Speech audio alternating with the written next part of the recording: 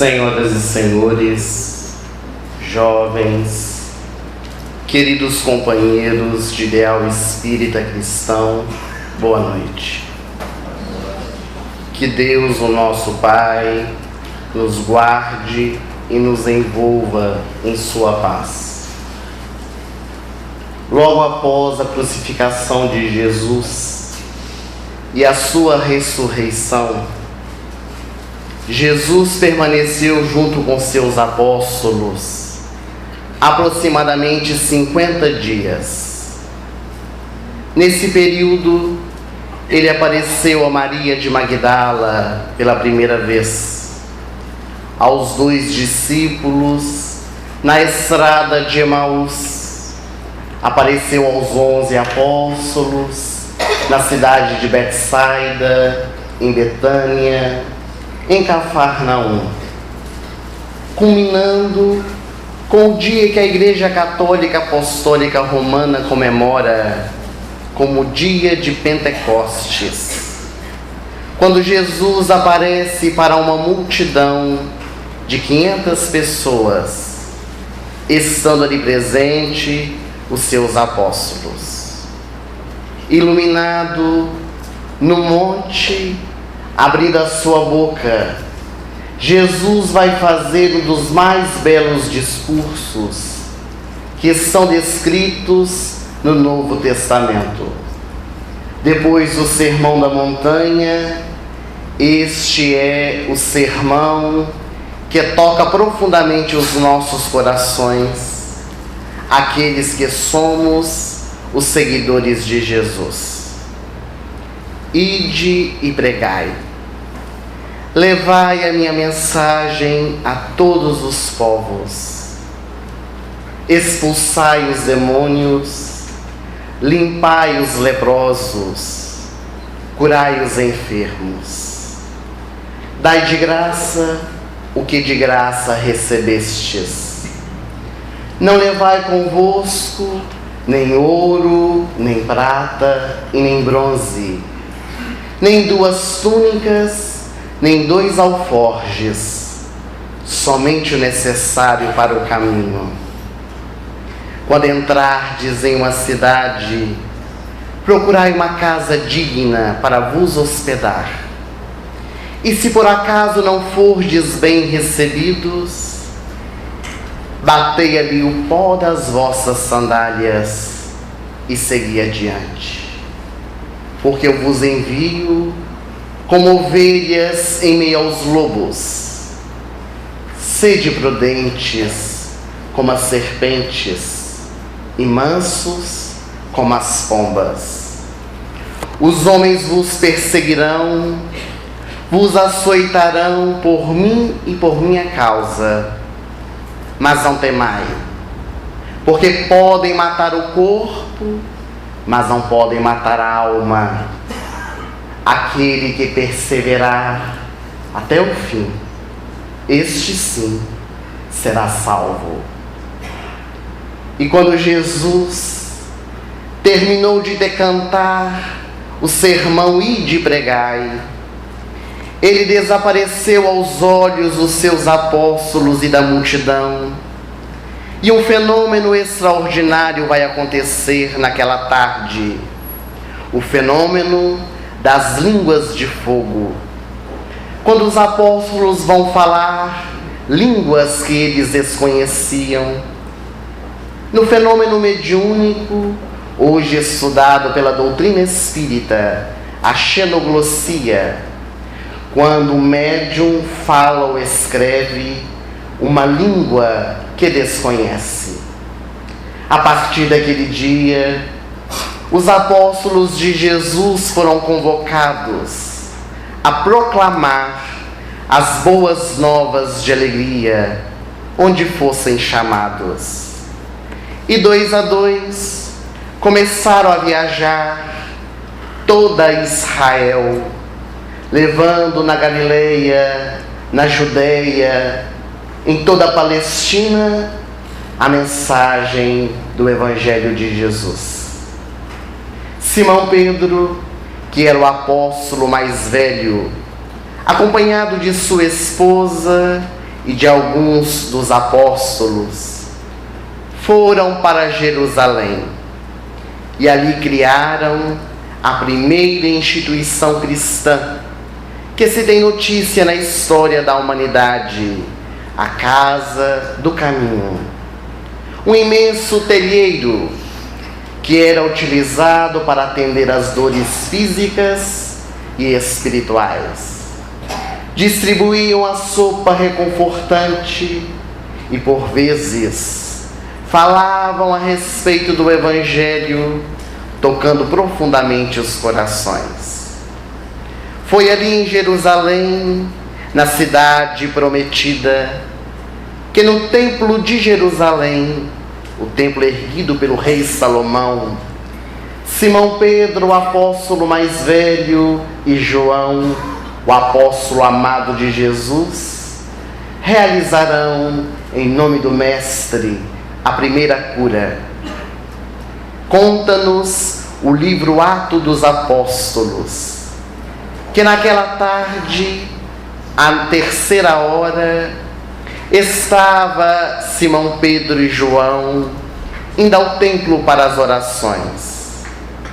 E ao chegar defronte à entrada do templo, chamada Formosa, do lado de fora, deitado ao chão, estava um paralítico, que distendendo a mão, lhes pediu: dá-me uma esmola, pelo amor de Deus. Simão Pedro, tocado pela palavra daquele necessitado, e recordando-se das palavras de Jesus, aquele sermão, e de pregai, quando conclamou que os seus seguidores pudessem expulsar demônios, pudessem fazer andar os paralíticos e limpar os leprosos, olhando com misericórdia para o seu irmão, lhe disse: olhe para nós. E quando aquele coxo, que havia nascido desde o ventre da sua mãe naquela condição, ergueu os seus olhos, esperando receber uma moeda das mãos daqueles dois seguidores de Jesus, Simão Pedro então lhe disse: não tenho nem ouro e nem prata, mas o que eu tenho, eu te dou. Em nome de nosso Senhor Jesus Cristo, levanta-te e anda.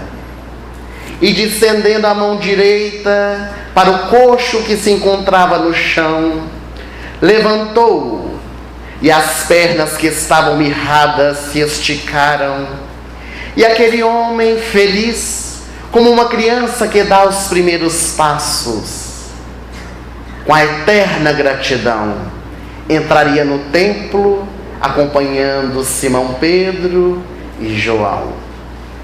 Foi a partir daí que todos os demais apóstolos, a seu tempo, também conseguiriam realizar curas, através da manipulação dos fluidos, das energias, restaurando todos aqueles que necessitassem de auxílio. Simão Pedro, ali na Casa do Caminho, realizava o trabalho com muito desvelo. Mas quando nós lemos as páginas do Evangelho, a vida desse homem, um homem tosco, pescador, muitas vezes rude, que trazia nas suas palavras a amargura às vezes, outras vezes trazia a bonomia, o amor, porque estava aprendendo com Jesus a lidar com as pessoas humanas. Certo dia acordou mal-humorado, e ao levantar-se pela manhã, indo à Casa do Caminho, encontrou ali os desgraçados da sorte, homens, mulheres, crianças, todos aqueles que necessitavam de auxílio. E tomando lugar de destaque, assentado num banco tosco de madeira, Simão Pedro assentou-se e, olhando para fora, ele viu um homem um homem conhecido naquela região chamado Roboão. E do lado de dentro, em alta voz, Simão Pedro dizia: Roboão, o que fazes aqui? Tu pensas que não sabemos a sua história? Tu levantaste a tua mão contra a tua mãe alcoolizado, e agora a sua mão está mirrada, e queres a cura? Deverás passar por essa dificuldade para valorizar o amor da sua mãe. As pessoas que estavam ali reunidas acharam tanto quanto estranho o comportamento de Simão, que continuou.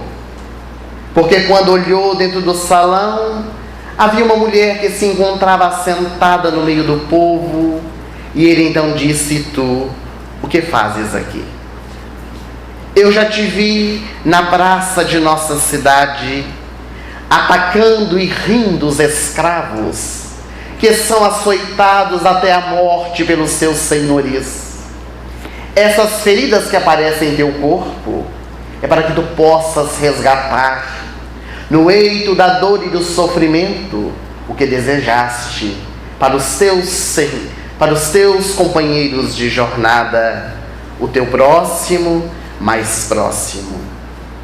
E assim, Simão Pedro foi atacando um e outro que se encontrava ali dentro da casa do caminho, e depois fez a sua pregação, falando do Evangelho de Jesus. Era um paradoxo. Ele havia atacado e agora estava falando sobre amor, sobre perdão, sobre caridade. Até que o dia chegou ao final. A noite caiu sem preâmbulos e Simão Pedro dispersou a multidão, porque é hora de descansar. Apagava as lamparinas acesas com azeite, e enquanto ele percorria toda a casa do caminho apagando as lamparinas, alguém entrou sem ele ver.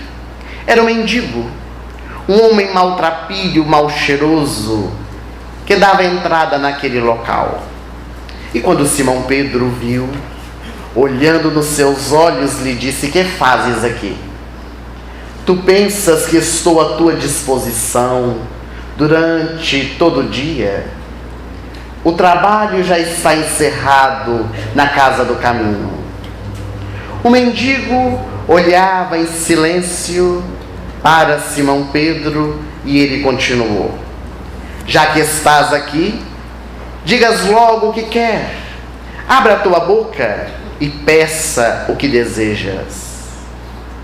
Foi naquele momento que Simão Pedro, ao percorrer os olhos naquele mendigo, percebeu que as mãos estavam marcadas pelos pregos. Os pés descalços estavam também marcados pelos pregos que foram colocados na cruz.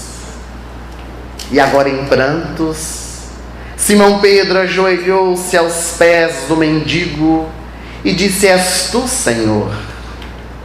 E naquele instante, Jesus se transfigura à sua frente. E erguendo o apóstolo que se encontrava em seus pés, lhe disse: Simão, quando a tua boca não for proferir palavras de bom ânimo, palavras de amor, palavras que vão fazer com que a criatura se soerga, silencie. Não utilize da tua palavra para ferir, nem magoar a quem quer que seja. Por acaso tu pensas que eu vim ao mundo para aqueles que são saudáveis? Eu aqui estou para aqueles que são doentes, para aqueles que são infelizes. E é necessário termos misericórdia pelos nossos irmãos. Simão Pedro chorava convulsivamente e Jesus desapareceu dos seus olhos sem que ele pudesse se justificar. estava aprendendo a lidar dentro da sociedade, porque necessitaria descobrir dentro de si as suas potencialidades, de modo a transformar as suas vicissitudes, as suas imperfeições, em qualidades e virtudes. Os demais apóstolos saíram a viajar, levando a mensagem de Jesus, onde nunca antes houvera sido levada. Tomé, aquele apóstolo que havia duvidado, no dia em que Maria de Magdala chegou nas catacumbas, chorando no terceiro dia, dizendo: eu vi o nosso mestre, ele apareceu a mim. Uma voz rouquenha, vindo do fundo da catacumba, disse: a ti ele apareceu. Ele poderia ter aparecido à sua mãe, que ele tanto amava, a João ou a Simão Pedro. Vai aparecer a ti? E Maria de Magdala, com os olhos baixos, apenas disse: a mim ele apareceu. E ao dar aos apóstolos a notícia de que Jesus havia pedido para que eles fossem a Betânia, onde iria lhes falar, Tomé foi o único que não foi. E quando os 10 apóstolos narraram para ele que Jesus havia aparecido com portas e janelas fechadas, ele então novamente duvidou e disse que só creria se ele metesse os dedos em suas feridas, como de fato aconteceu um pouco mais tarde. Bem-aventurados, Tomé, são aqueles que não viram e creram. Mas esse apóstolo, ele iria modificar a sua vida, iria entregar de tal forma a sua vida para Jesus, que daria o testemunho no martírio. Ele havia aprendido no sermão Ide e Pregai que podem matar o corpo, mas não podem matar a alma. E quando ele estava na cidade de Madras, no ano de 52 na Índia, pregando no templo que ele havia criado, que ainda existe na cidade com o nome de Igreja de São Tomé, os soldados do rei Milapura entraram armados com flechas e arcos. As flechas estavam envenenadas e os soldados então disseram: cala-te, Tomé. Em nossas terras, onde a palavra de Krishna já nos traz a libertação, onde a palavra de Buda já nos ilumina interiormente, não desejamos que o Evangelho de Jesus se propague. Cala-te. E como Tomé estava a serviço do Senhor e não do servo, continuou pregando para aquela pequenina multidão que estava reunida, quando as flechas envenenadas entrecortaram seu corpo. Ele teve vontade de gritar de dor. O veneno entrava na corrente sanguínea, e quando ia fazê-lo, à sua frente aparece a figura excelsa de Jesus, iluminado. O mestre aproxima-se de Tomé e, com o dedo em riste, coloca sobre os seus lábios e lhe diz: não grite, Tomé, porque a tua vida já gritou. E ele tombou ao chão, e o apóstolo que havia duvidado de Jesus é recebido pelo mestre no mundo espiritual. Quando estudamos nessa noite o sermão Ide e Pregai, aqueles de ontem e de hoje que se levantam para propagar a mensagem de Jesus, não poderíamos deixar de falar do apóstolo dos gentios, Paulo de Tarso, o maior divulgador que o cristianismo já conheceu em todos os tempos. De perseguidor, passou a ser perseguido. Ele que teve a sua conversão na estrada de Damasco, quando naquele dia, ao meio-dia, o sol ardente, uma luz mais intensa que a luz do sol, começou a brilhar, e ele caiu do cavalo. Uma voz pôde escutar: Saulo, Saulo, por que me persegues? Quem és tu, Senhor? Eu sou Jesus, aquele a quem tu persegues. Que tu queres de mim? Entra na cidade e lá te será dito o que te convém fazer. Estava cego, prostrado ao chão. Os soldados e servos que o acompanharam fugiram com medo, achando ser obra da feitiçaria dos seguidores do caminho. Apenas um servo fiel colocou Saulo de Tarso sobre a cavalgadura, o levou a uma hospedaria, onde durante 3 dias, sem água e sem alimento, ele ficou imerso na meditação. Quando recebe a visita de Ananias, aquele que era um dos seguidores de Jesus e que estava na primeira linha da lista dos que seriam mortos por Saulo de Tarso na cidade de Damasco. E quando Ananias entra na hospedaria, no quarto em que estava o doutor da lei, distendendo as suas mãos, devolve para Saulo não apenas a vista física, mas também a vista espiritual. As profecias de Estevão, o primeiro mártir do cristianismo, aquele a quem Saulo de Tarso havia matado, iriam se cumprir. Porque quando Estevão estava nos braços de Abigail, que era sua irmã, nos desertores da morte, ele disse para ela: Abigail, não imputes este pecado a Saulo de Tarso. Ele está defendendo Moisés com todas as forças do seu ser, mas no dia que conhecer Jesus, dará sua vida por ele. E realmente, agora que Saulo de Tarso havia encontrado com Jesus, iria transformar a sua vida. Iria ler os pergaminhos de Ananias. Mais tarde iria à sinagoga de Damasco declarar-se um seguidor do caminho.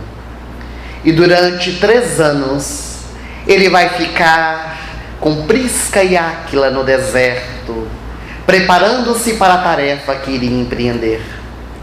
Porque ao retornar do deserto, ele vai se tornar um grande divulgador do cristianismo. Desejava levar a mensagem não apenas ao povo judeu, mas também aos gentios, aqueles que não eram considerados da raça pura, o que os apóstolos de Jesus não aceitaram a princípio. Mas ele, com destemor, vai realizar 4 grandes viagens missionárias e, segundo os historiadores, vai andar mais de 20.000 quilômetros a pé, a metade da linha do Equador, para decantar o Evangelho de Jesus. O sonho de agora Paulo de Tarso, porque modificou o seu nome para ser aceito nas cidades pelas quais passou, era visitar a Grécia, aquele país onde havia nascido os grandes filósofos Sócrates, Platão, Aristóteles, Pitágoras. E numa dessas 4 grandes viagens, ele chega a Atenas. Na Ágora, a praça do mercado, ele subiu uma pequenina pedra e começou a falar do Evangelho de Jesus.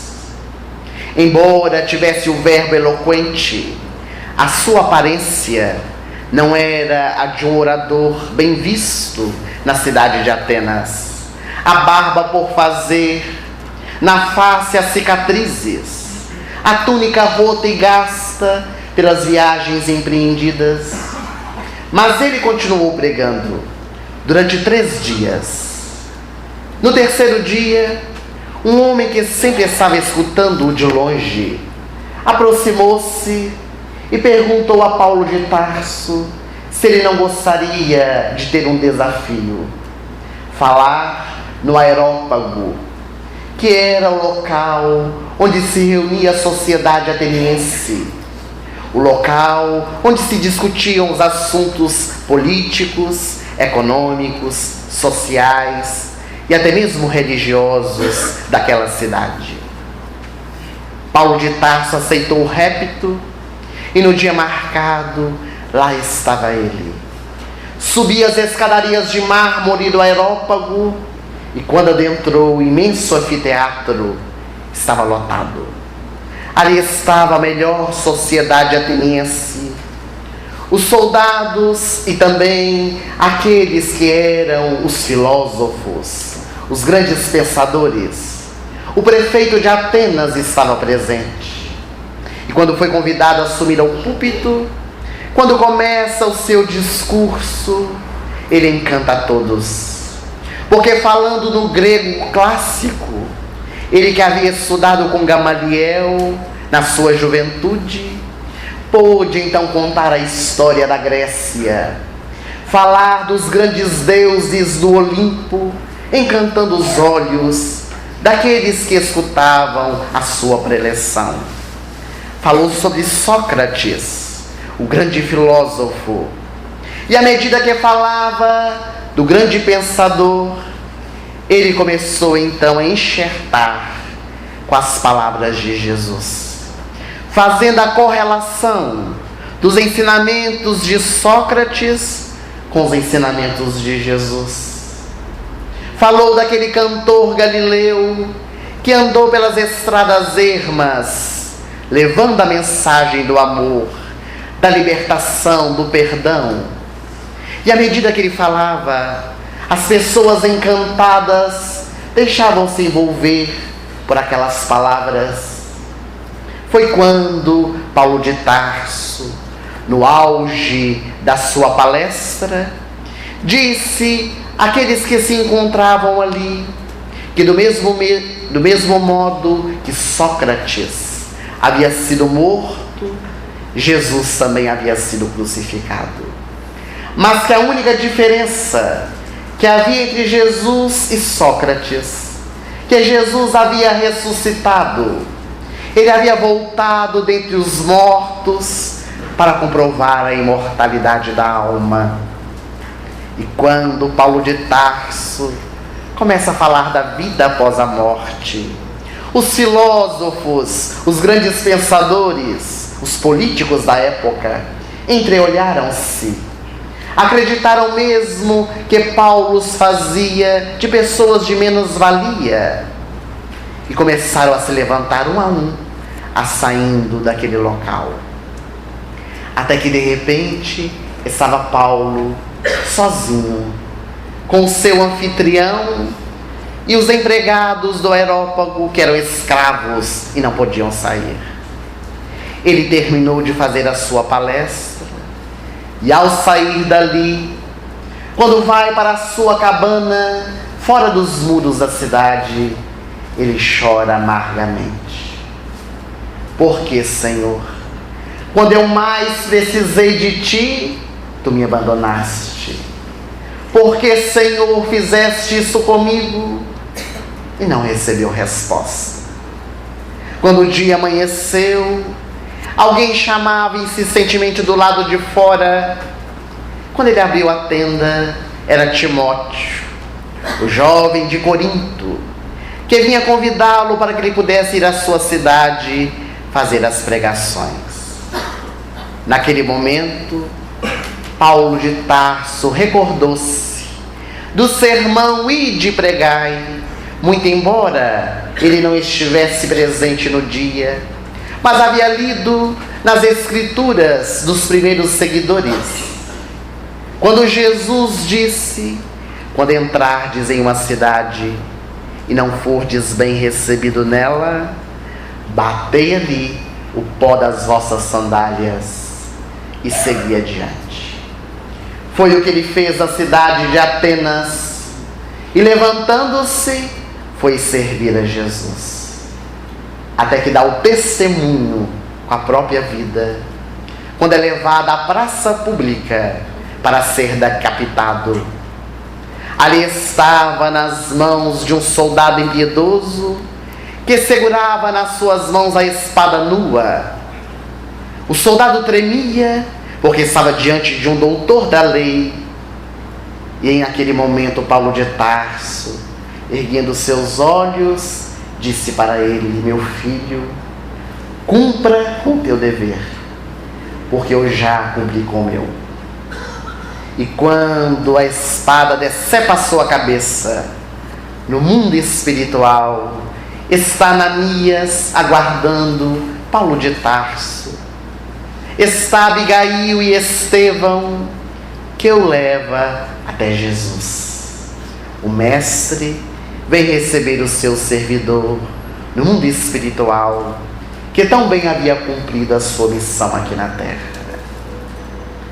Mas se nós temos exemplos grandiosos de homens e mulheres da primeira hora, aqueles que serviram com galhardia a Jesus, enfrentando as dificuldades, as perseguições, se dermos um salto quântico na nossa história e chegarmos no século XX, vamos encontrar grandes trabalhadores da seara de Jesus, católicos, protestantes, espíritas, que através da sua exemplificação levaram a mensagem de Jesus a todos os povos.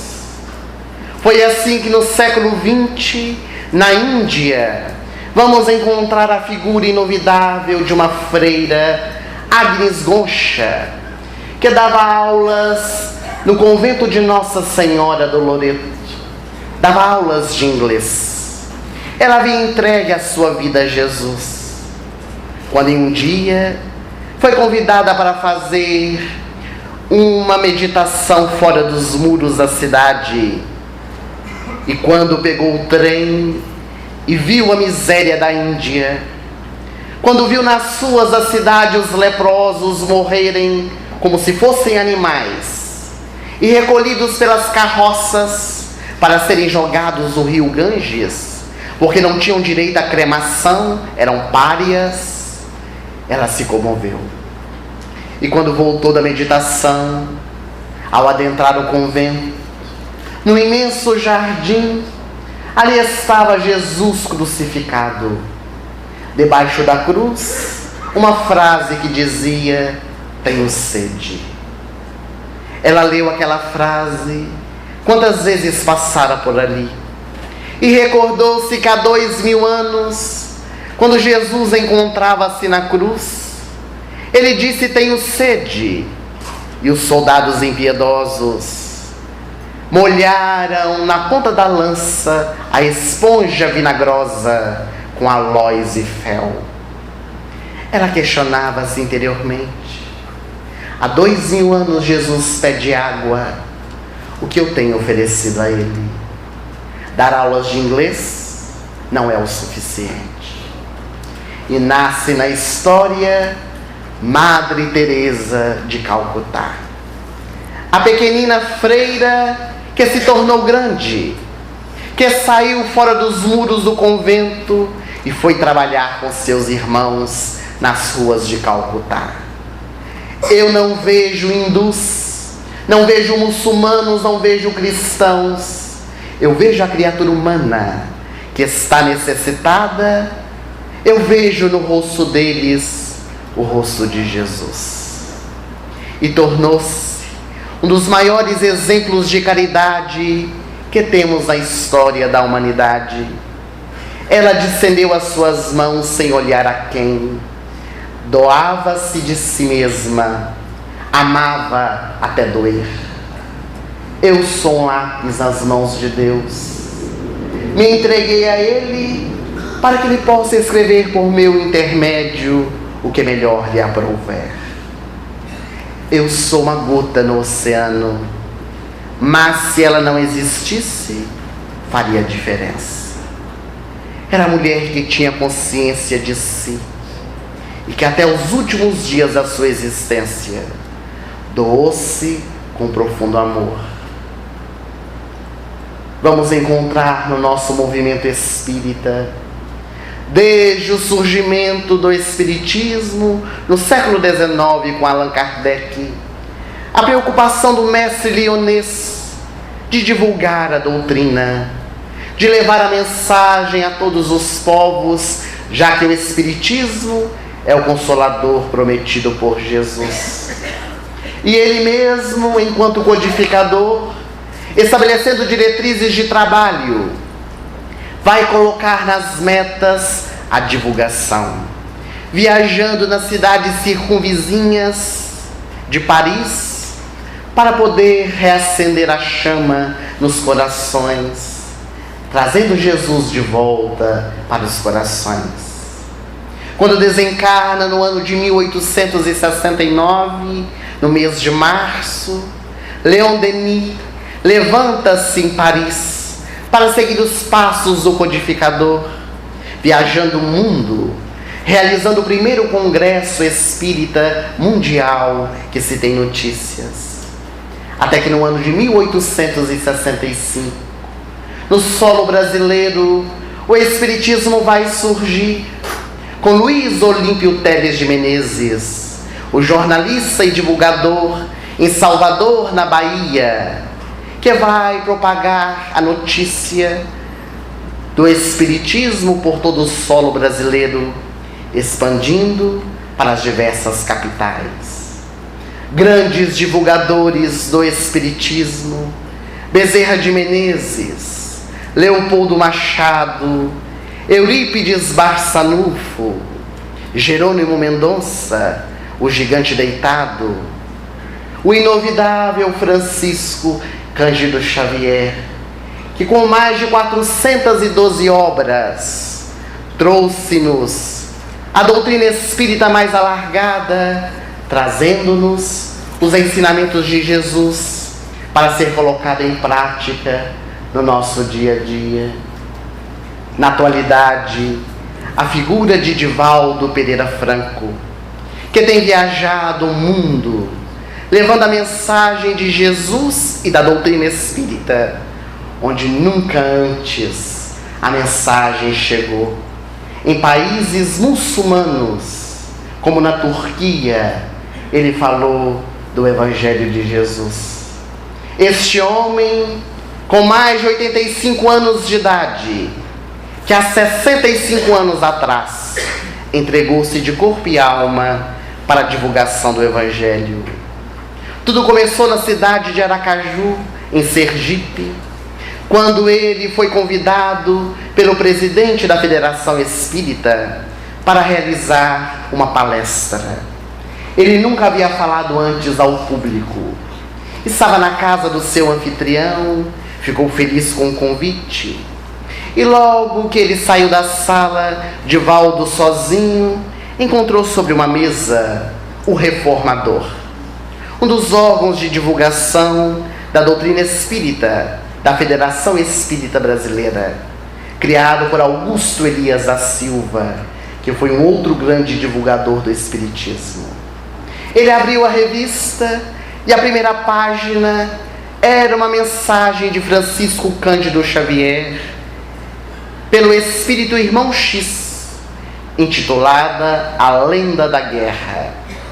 Ele leu e releu aquela história por várias vezes, para poder memorizá-la e contar mais tarde em sua palestra.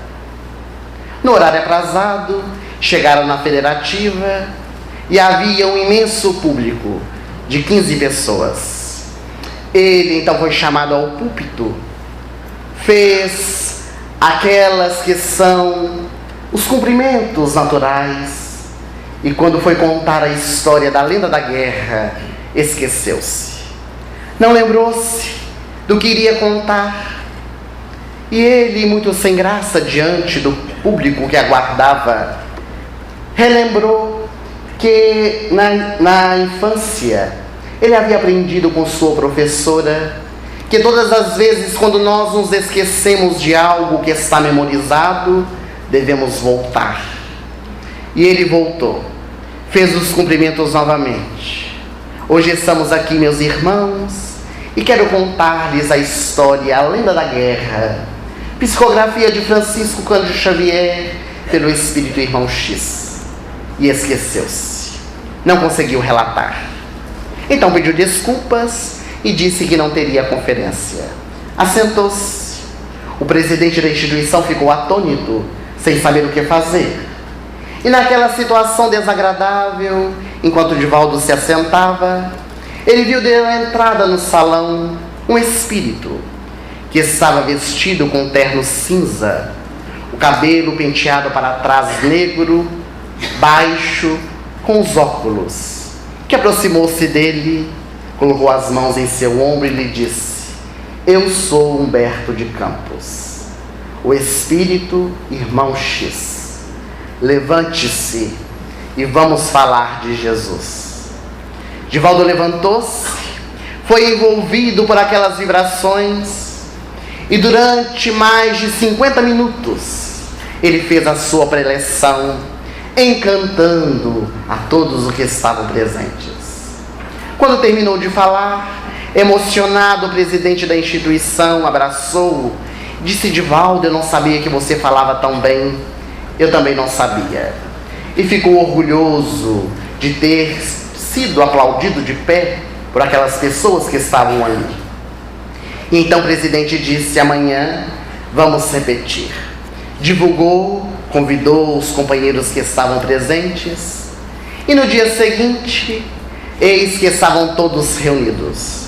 Quando o Divaldo chegou, quase caiu para trás, porque o público de 15 passou para mais de 200 espectadores. O salão estava superlotado. Ele foi convidado para fazer a palestra. E quando levantou-se, já começou a procurar o espírito Humberto de Campos, para que pudesse orientá-lo. Mas não havia espírito algum. Ele assumiu o púlpito e então recordou-se da lenda da guerra. Era a carta na manga que ele tinha. E então fez os cumprimentos e disse ao público que iria contar a história da lenda da guerra. E quando foi contar, não se lembrou. Pela segunda vez, não se lembrou. E o público então entreolhava-se, porque a notícia havia corrido que ele era um excelente orador. Então Divaldo, humildemente, contou a história. Que ele estava sentado, que um espírito havia lhe aparecido, dizendo ser Irmão X. Mas que naquele dia ele não se lembrava da lenda da guerra, não tinha espírito Irmão X algum, então que estava encerrada a conferência. E assentou-se. Quando ele assentou-se, novamente o espírito Irmão X entrou pelo salão.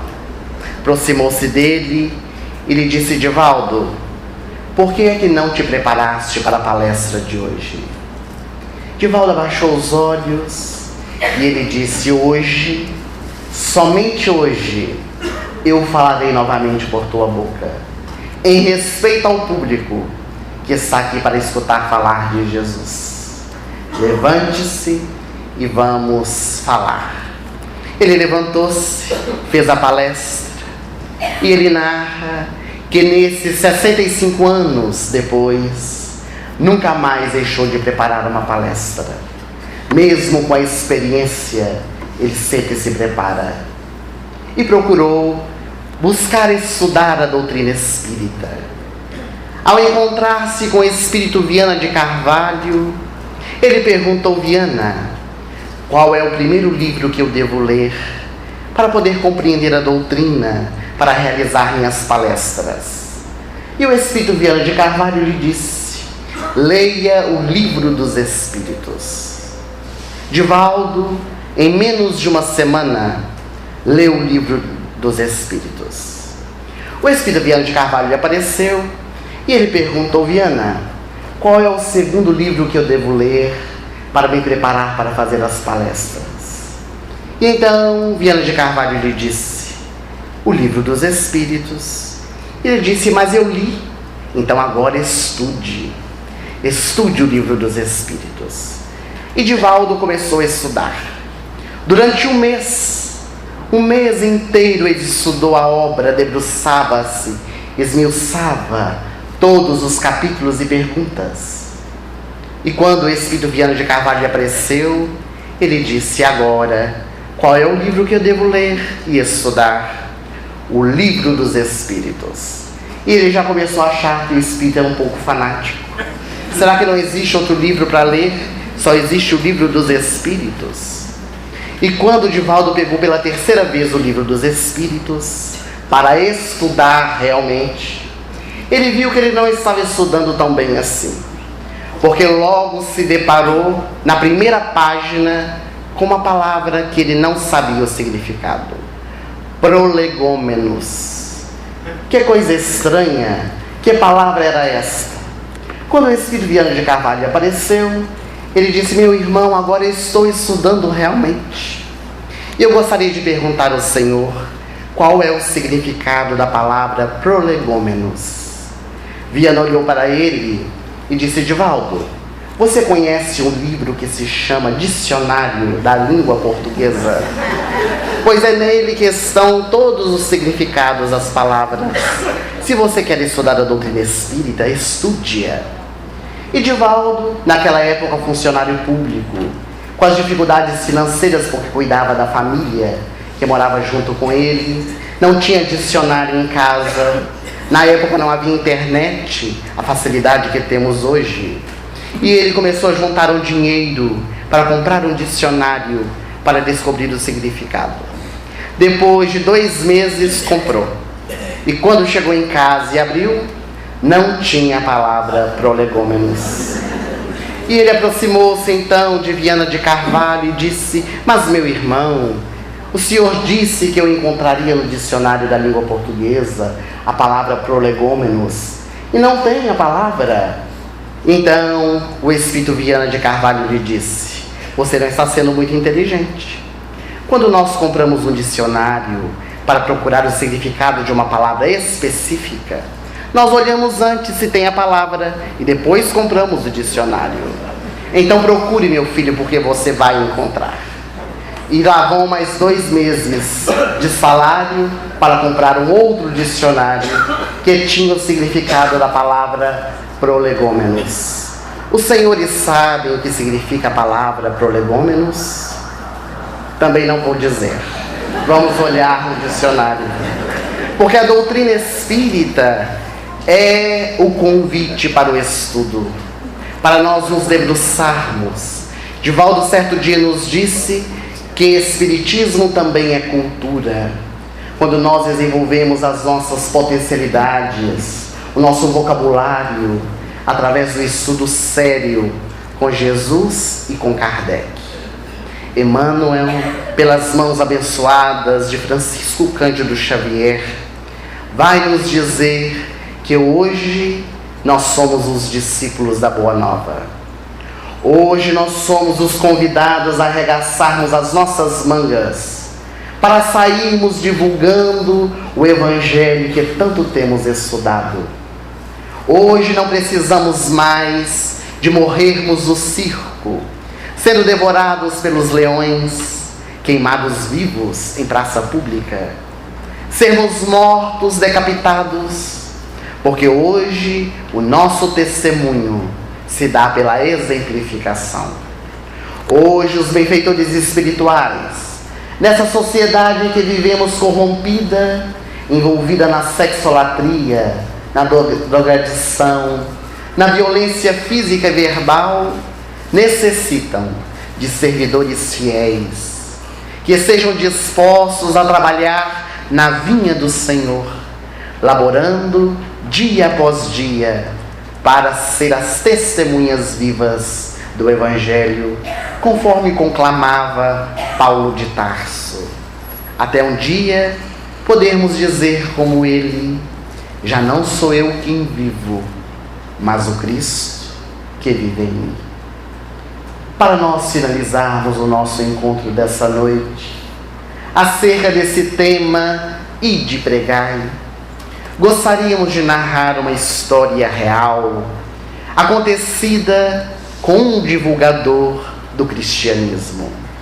Depois de Paulo de Tarso, esse homem foi uma figura incomum no cristianismo, que acendeu a luz do Evangelho por onde quer que passou.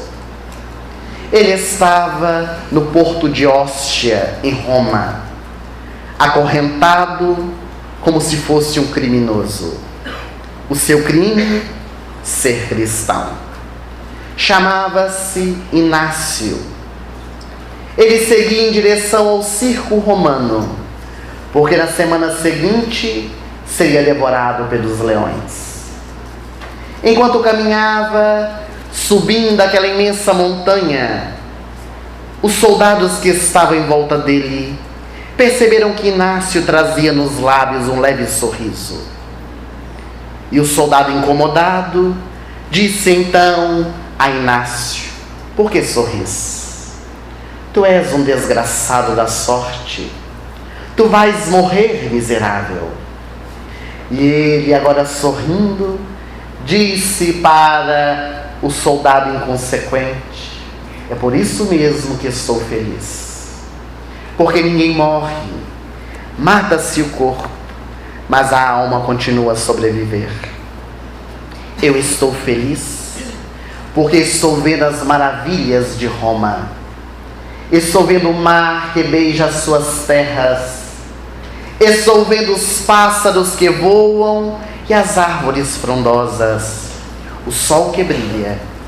Se Deus, que é o nosso Pai, tem oferecido isso a Roma que tem muitas vezes desvirtuado a sua mensagem divina aqui na terra, o que não dará a mim, que vou oferecer a minha vida ao nosso Senhor Jesus Cristo? O soldado calou-se, porque ele não podia compreender o que dizia Inácio. E quando ele foi jogado no calabouço fétido, durante uma semana, ele falou de Jesus. Um dia antes dele ser levado à arena para a morte, Inácio voltou no templo. E ali, recostado na prisão, lembrou-se do dia que conheceu Jesus. Inácio tinha 4 anos de idade, era órfão, vivia na cidade de Cafarnaum. Brincava de um lado para o outro com os meninos, porque vivia na rua. Até que certo dia, ele viu um homem que estava sentado debaixo de uma árvore frondosa, envolvido por alguns outros que estavam de pé.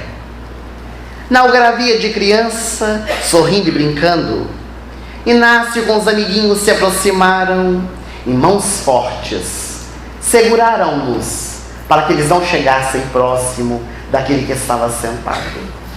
Quando uma voz se fez escutar: deixai vir a mim as criancinhas. Aqueles homens soltaram as crianças e elas foram correndo em direção àquele que estava sentado. Era Jesus. Inácio assentou-se no colo de Jesus, e enquanto o mestre brincava com os anéis dos seus cabelos, ele disse para os seus apóstolos: aqueles que se assemelharem às crianças, esses sim entrarão no reino dos céus. Os anos se passaram, 4 anos. Jesus já havia sido crucificado. Em Éfeso morava João e Maria. Maria, mãe de Jesus, que fora acolhida pelo apóstolo amado do Mestre. Certo dia, enquanto dialogavam, Maria recordou-se de Inácio. O que teria sido feito daquela criança órfã, que agora tinha 8 anos de idade? Pediu a João para ir a Cafarnaum, saber de Inácio, quem sabe trazê-lo para o convívio dos dois. Foi quando Inácio foi trazido para Éfeso, educado por João e por Maria. Ele tornou-se discípulo de João Evangelista e realizou trabalho notável em Antioquia, e por isso chamado Inácio de Antioquia. Agora estava preso, porque era um dos seguidores de Jesus. Quando o dia amanheceu, foi levado para a arena. A multidão estava reunida para ver o espetáculo de horror, porque em todas as épocas as multidões adoraram ver a desgraça alheia. Ainda hoje, quando ligamos os nossos jornais, compramos os nossos periódicos, revistas e jornais, lá está estampada a desgraça alheia, que nos comprazemos de ver, porque se o Ibope divulga, é porque nós gostamos de ver. Mas ali estava o povo para assistir à morte de dezenas de cristãos. E nós não podemos imaginar o que seja o flagício romano e a capacidade de pensar a crueldade humana. Porque as feras, os leões da Danúbia, ficavam uma semana sem comer. E eles espicaçavam as carnes, passavam sangue nas grades para aguçar a ferocidade. E quando abriam os portões, as feras devoravam homens e mulheres. Inácio fechava os olhos e orava a Jesus, aguardando que a fera pudesse bater no seu peito e estraçalhar o seu corpo. A multidão gritava, alguns choravam, outros silenciavam na dor. E à medida que o tempo passava, ele, de olhos fechados, achou estranho, porque um silêncio foi se fazendo dentro da arena. E quando ele abriu os olhos, os leões estavam deitados, os cadáveres caídos ao lado, todos foram mortos, somente ele sobreviveu. Inácio ajoelhou-se no chão, ergueu os olhos para o alto e disse: Senhor Jesus, por que fizeste isso comigo? Hoje era o meu grande dia, hoje era o meu grande testemunho a Ti, do amor que tenho no meu coração pelo Seu Evangelho, porque me deixaste sobreviver. Foi quando um anjo do Senhor lhe apareceu. E então o Espírito lhe disse: Inácio, morrer é muito fácil para ti. Jesus quer mais de ti. Jesus quer o seu testemunho. Jesus quer que tu ames quando for odiado. Jesus quer que tu desenvolvas o perdão diante da calúnia e diante da ofensa. É isso que o Senhor espera de ti. O anjo desapareceu quando os soldados entraram para retirar os leões e limpar a arena, e encontraram Inácio vivo. Expulsaram-no daquele circo romano para que ele voltasse para a Galileia. E quando ele volta, não é recebido pelos seguidores de Jesus. A notícia já havia espalhado e todos diziam que no momento que ele ajoelhou para orar a Jesus, ele estava abjurando a Jesus, e por isso foi solto pelos soldados romanos. Nunca se defendeu, nunca levantou a voz para contar o que havia acontecido, mas continuou dando testemunho de amor, continuou levando a mensagem de Jesus onde se fez necessário, porque o ide pregai havia falado dentro do seu coração. Que nessa noite, enquanto cristãos, espíritas, protestantes ou católicos, não importa a denominação religiosa, possamos nos levantar e também dar o exemplo, vivenciando o Evangelho de Jesus fora dos templos religiosos, mas na sociedade, no lar, na escola, no trabalho, onde quer que estejamos, porque esta é a proposta de Jesus para a nossa vida. Que Jesus possa nos abençoar e possa nos envolver em sua paz, hoje e sempre. Muito obrigado.